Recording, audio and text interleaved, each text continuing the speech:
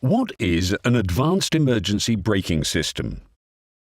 Your truck is probably fitted with something called AEBS, which stands for Advanced Emergency Braking System. It is a driver assistance system that, by law, has had to be fitted as standard equipment to most new HGVs since 2015.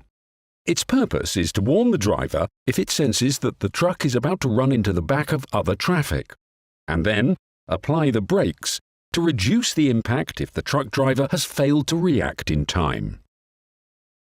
However, not all systems are the same, and there are variations between the systems fitted by different manufacturers. All of them have a radar looking far ahead.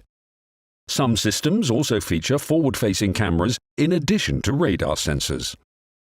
The cameras provide additional input into the system as they can see road markings and signs. AEBS operates in 3 stages, with each stage only initiating if the driver has failed to intervene and the potential for collision remains. Stage 1 is an audio-visual warning on the dashboard if the system spots that the truck is getting too close to slowing traffic in front. If the driver fails to respond to the audio-visual warning, then Stage 2 initiates. This is a short, sharp application of the brakes to grab the driver's attention. The system also charges the braking system in readiness for full application. If the driver still fails to respond and the system detects that a collision is imminent, then the brakes are applied using the full force of the system, braking harder than the driver would be able to do on their own, and bringing the vehicle to a halt. While the collision may not be completely avoided, the impact will be much less serious. System capabilities. While the systems are designed to avoid a collision if possible, and lessen the impact if a collision is unavoidable, drivers and operators need to fully understand the system capabilities. If the speed differential between the HGV and the vehicle in front is too great, then a collision may be unavoidable, although the system will seek to reduce the impact speed. By law, systems are designed to avoid collisions with vehicles directly in the path of the HGV. So a vehicle parked at the side of the road, partially in the truck's path, may not be seen and fail to trigger the system. Once the system has provided a warning to the driver, if the driver makes any kind of braking, throttle, or steering input, then the system will assume the driver is now in control and will not activate further. If the system is deactivated and reactivated by the driver, the system will also need to go through its usual startup and self-checking procedure before the system is fully active again. If the system is not reactivated by the driver, it will automatically reactivate itself the next time the engine is switched off and restarted. Tips for drivers. Never rely solely on your truck's advanced emergency braking system.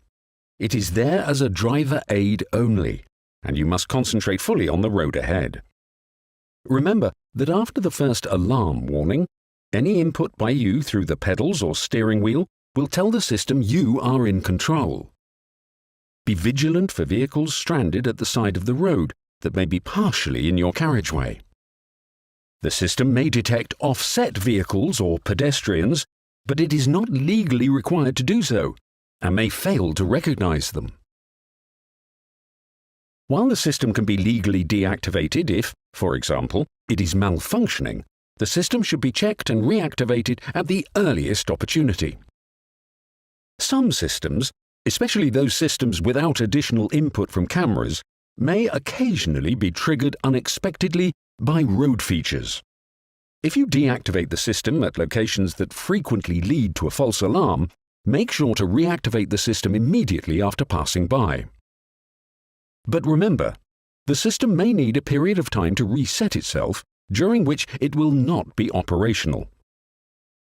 If you feel your system is triggering in response to false alarms, you should inform your transport manager.